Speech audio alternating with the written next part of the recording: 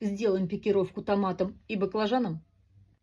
Пересадим томатики по отдельным стаканчикам. И я не переживаю, что оно у меня вытянулось. Заглублять буду по семидольной листики. Намешала грунт, читая описание. Грунт должен быть рыхлый, влажный, при сжимании не течь, но держать форму. Наполняем стаканчики.